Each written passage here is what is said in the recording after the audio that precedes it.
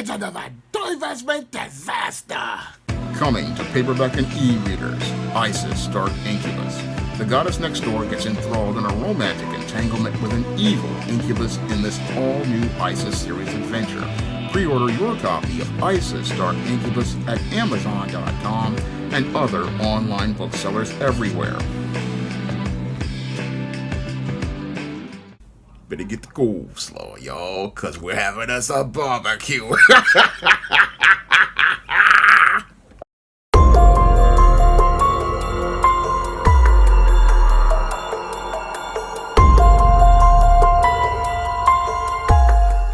A black woman from Louisiana who had a preference for white men and derided black men on social media wound up losing her life at the hands of her white ex-boyfriend.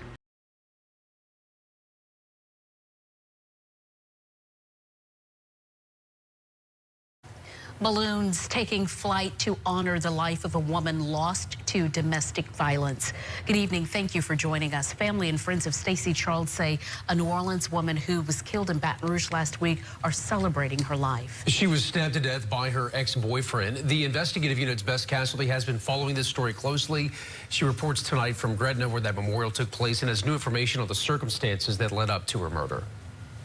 Michael, Sylvia, we're here in Gretna, which is near Charles's hometown of Harvey. There were dozens of people, they're still lingering here behind me, that came to celebrate her life, releasing purple balloons in her honor.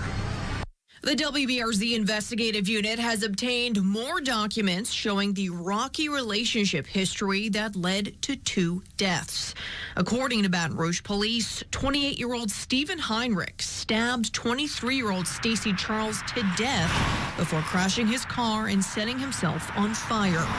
Court documents show Charles had tried to protect herself from Heinrich multiple times before her death. In a protective order request filed in October in family court, Charles says Heinrich was physically abusive, having checked these boxes, saying he punched, shoved, and threatened her life with a weapon. However, in her written description of the abuse, she does not mention violence, instead stating he was relentlessly harassing and stalking her and her family through social media. He created like any dating site, any type of thing. This man would create a page for my daughter. It's behavior that Dominique Ramkaran and her family know well. Everything that he did to my daughter, he was doing to the same girl. Ramkaran lives in New York, where Heinrich is from. She says he harassed and stalked her daughter for months before he met Charles. A year and a half, you harassed and stalked my daughter. A year and a half, you have tortured us. In fact, it got so bad it led Ramkaran to file a civil suit against Heinrich when she says the police wouldn't take it seriously. According to her, he had been arrested in New York for violating a protective order several times. The system failed both of these young ladies.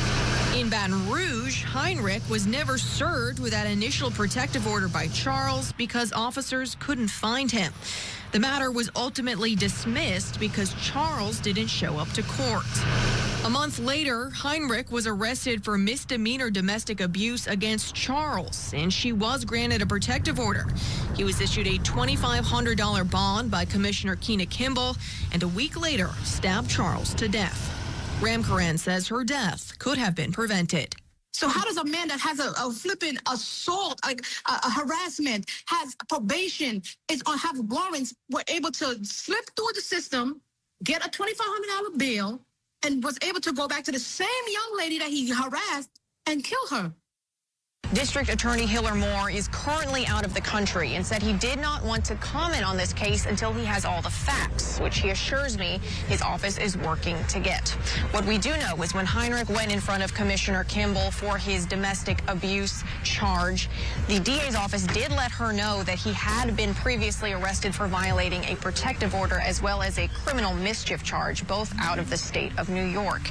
In terms of those protective orders that Baton Rouge police says that they found and that we know exist in New York, it's not sure why the DA's office did not have that information at the time.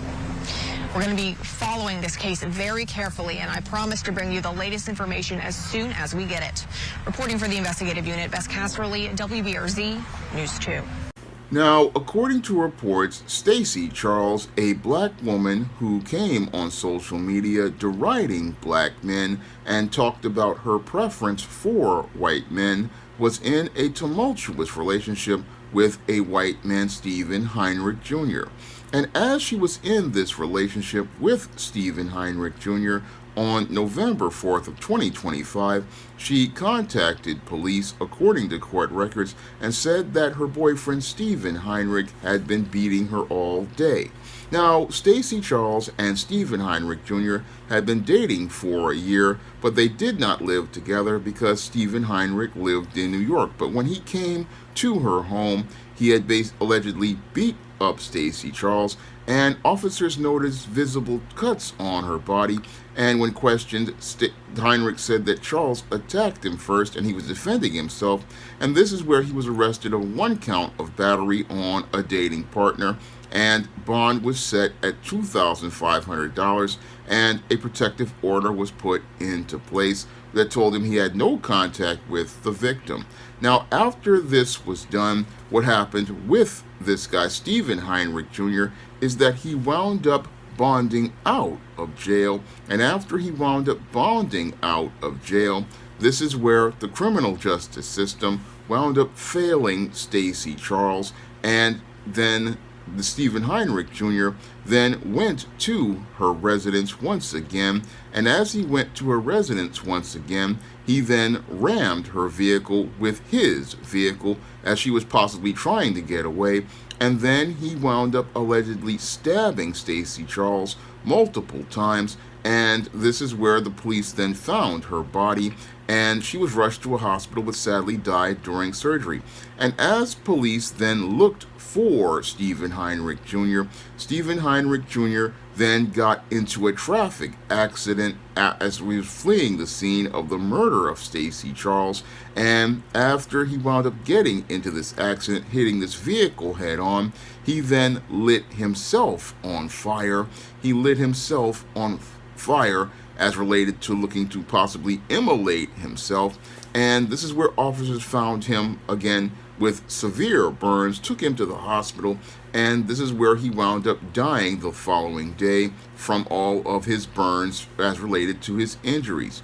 Now, the police in Louisiana see this as a very disturbing, isolated incident, but when I take a critical examination of this entire series of disturbing events, it basically is another sad case of a black woman who went out here who had serious self-hate issues, talking about her preferences for white men and showing us how her low self-esteem led to her tragically getting involved with a very disturbed and dysfunctional white male. Now, this whole situation really mirrors the situations of two other black men, one being the African immigrant Christian Obumseli, who had a preference for white women and sadly wound up being killed by an OnlyFans model who he was dating, and also mirrors the situation of a black man named Telbo Rackens, who came on social media talking about his preference for white women. And as he talked about his preference for white women, he had a relationship with a white female who he had several children with, and that white female wound up taking his life after an alleged argument while she was cleaning a gun.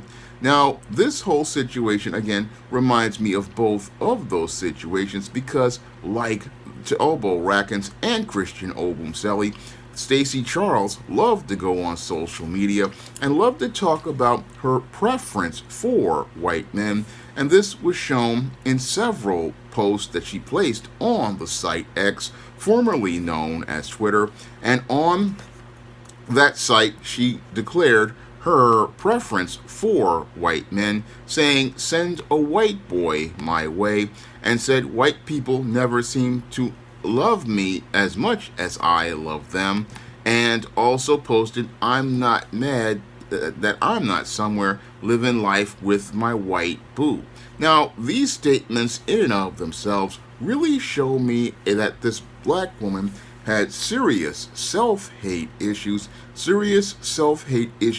inside of herself, and really had this preference for white men based on a low self-esteem and a low self-image of herself, and that was shown to me by the man who she saw as a reflection of herself, this guy Stephen Heinrich Jr. I mean, this was not a quality white man in any way, shape, or form. No, this white man had actually had six restraining orders from 6 other women that he had previously been involved with, and this is the white man that this black woman decided that she wanted to spend the rest of her life with. And again, that really shows me that this black woman really again had low self-esteem issues, because she's choosing to get with a white man that other white and non-black women basically saw as someone that they wanted nothing to do with, because this man had a history of domestic violence, a serious history of domestic violence that I have to question, because with a man who was again had 6 restraining orders from 6 other women. I mean, I'm wondering why this guy wasn't in jail, but I know the real reason why this guy wasn't in jail, and it's called white privilege, because a white man can basically, because they have immunity from law, as Professor Black Truth has stated in his videos.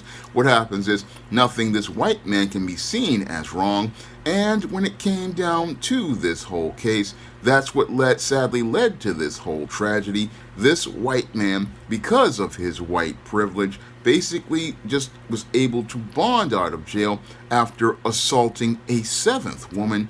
And sadly, this order for bond was signed off by a black female judge who really didn't look at this case as related to a possible pattern of behavior that this man possibly was pathologically participating in as related to the previous 6 women that he had wound up abusing, which shows me a pattern as related to this being a serial thing for this man, where he looks for women to actively go out here and abuse. And when he couldn't find any more white women to abuse, this is where he decided to go out here and start going to the black community, going into the black community looking for a black woman to get involved with. And sadly, this black woman, because she was looking to get involved with a man based on the color of his skin, couldn't see the danger she was getting involved with this man based on the content of his character. No, this black woman was basically mesmerized by the crystal blue eyes and creamy white skin of this white man, and that was the only thing that mattered to this black woman, was the skin of this white man. And sadly, because she was looking at the color of this man's skin and not at the content of his character, or even thinking about this man's past, what happened sadly to Stacey Charles is that Stacey Charles wound up getting into a abusive, codependent relationship with a violent abuser, getting in a codependent relationship with a violent, abusive man, who look for somebody to again get his power and his jollies off by abusing in a relationship. And that's what happened here with Stacey Charles, all because she was caught up in her preference as related to white men, not looking ever at the content of this man's character, which was the thing that any person does when they are mentally healthy, because usually what happens with men and women is that a partner is a reflection of who they are. I mean, usually when a man and a woman get together, they are a reflection of who they are. But with Stacey Charles, it's looking to me that this woman, again, had serious issues, and that's why she got involved with this very abusive white man. This very abusive white man who basically reflected the chaos going on in this woman as related to her self-hatred, and that self-hatred attracted her to this abusive white man. based on the color of his skin. And as she got involved with this white man, again, this is where he wound up looking for a black woman not to love, but an object that he could go out here and abuse, a woman he could use as a punching bag, and the only thing she was sadly thinking about was she was getting her dream of being involved with a white man, who basically she thought she was going to go on to happily ever after to, but sadly she didn't go on to a happily ever after with this white man who showed us all how much hatred he had for women. Again, he took out all his anger at possibly all those other 6 women on this black woman, because while those other 6 women were able to get away, this guy he went out here and he didn't really regard this black woman's life at all, because again, the other white women, possibly he knew that there were going to be consequences for killing her. He knew that he would basically be on his way to going to prison if he touched one of those white women. He would be going to prison for the rest of his life, where he would be again having to deal with the consequences of his actions, of having to confront not only the CEOs, but Bubba, Tiny, Roscoe, Big Dave, Melvin, and Mr. Sprinkles, as they wound up beating that ass and trading that ass for some Little Debbie snack cakes, ramen noodles, packets of Crystal Light lemonade, packets of Crystal Light tea, Keef coffee, Taster's Choice coffee,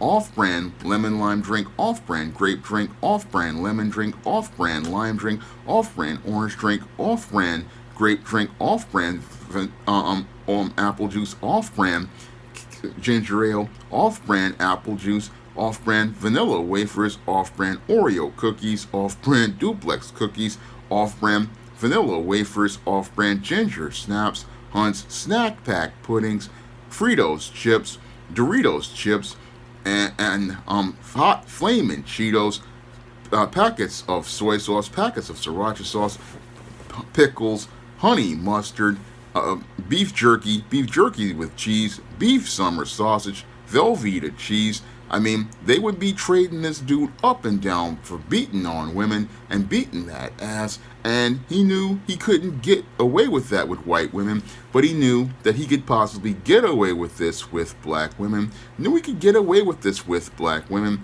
and was looking to possibly look to get away with it until he had a car accident. And then that's when this coward basically showed how weak of a man he was when he set himself on fire, because he didn't want to deal with the consequences of his actions, whatsoever. And this is what this coward wound up doing. And when I looked at this whole situation, it just made me wonder, what's going on in the head of a woman like this Stacey Charles. I mean, one of the things that I'm finding out with a lot of black women, again, is that I'm wondering, why do they pick these kinds of guys, not just based on the color of their skin, but the content of their character? Because I'm wondering, why is it that when it comes down to these black women who, again, look to go outside their race, they don't go out here and get the quality white man. No, they go out here and get this guy from the bottom of the barrel, the absolute worst of white men. I mean, that's what Stacey Charles thought. She thought she had a Prince Charming, but what she had was a leftover that white women didn't want.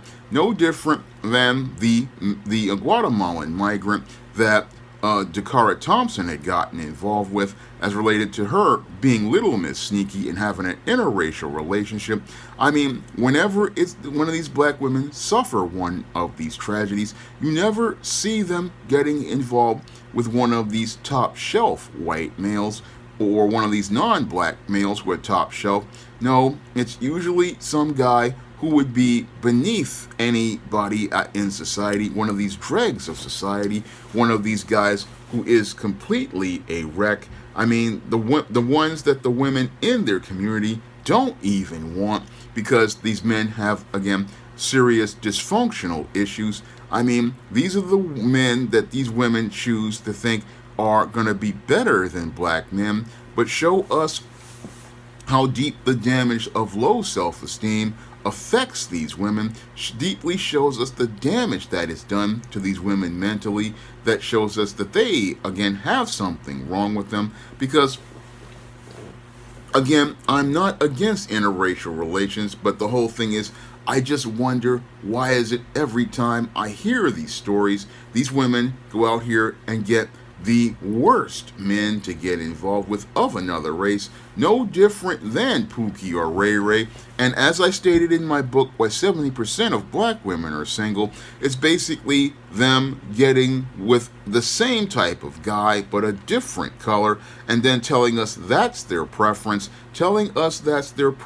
when it looks like to me they have a preference for dysfunctional men, which basically are a reflection of them. A dysfunctional woman who basically goes out here thinking that she's going to get a better man than a black man, but winds up with the exact same man that she had before in a different color. And that's what it looks like happened here with Stacey Charles at 23 years old. She thought she was going to have this preference for this white man who she thought would take her to happily ever after, but sadly what happened to Stacey Charles is that she's the latest casualty of a divestment disaster. Now, if you want to learn more about the deep-seated low self-esteem issues of black women, you can pick up my book, Why 70% of Black Women Are Single, on Amazon.com in paperback and Kindle format. And you can also find Why 70% of Black Women Are Single at other online booksellers like Draft the Digital, Google Play, Barnes & Noble, and big box retailers like Walmart and Target. And you can also pick up my other book, The Woman Crisis, which goes into detail about the issues that have led to women being attracted to toxic men like this. And that book goes into detail to all the reasons why so many women are in crisis, because they make bad choices like this. Again, not on substance of the content of a man's character, but focus on superficial things like the color of his skin and the ideals and fantasies that they have built around that ideal, and think that's going to be to, again, a happily ever after. And if you want to see me make more videos about divestment disasters, you can drop a donation to the Patreon, the PayPal, or the Cash App by clicking the links in the description box. That's all I have to say for this video. You can comment, rate, and subscribe. Now available in paperback and e-readers, Esteem Horror in the Hamptons. The aspiring angel tries to escape a house of horrors in this action-packed, all-new Esteem series adventure. Get your copy of Esteem Horror in the Hamptons in paperback and e-readers at online booksellers everywhere. Now available in paperback and e-readers, Spinsterella Goth Girl Summer. Take a trip into the macabre world of goth modeling in the new millennium in this spooktacular Spinsterella story. Pick up your copy of Spinsterella Goth Girl Summer in paperback and e-readers at Amazon.com and online booksellers everywhere. Support Black-owned and Black-operated digital broadcast media. www.niceradionetwork.com. Nice Radio Network, broadcasting 24 hours a day, 7 days a week.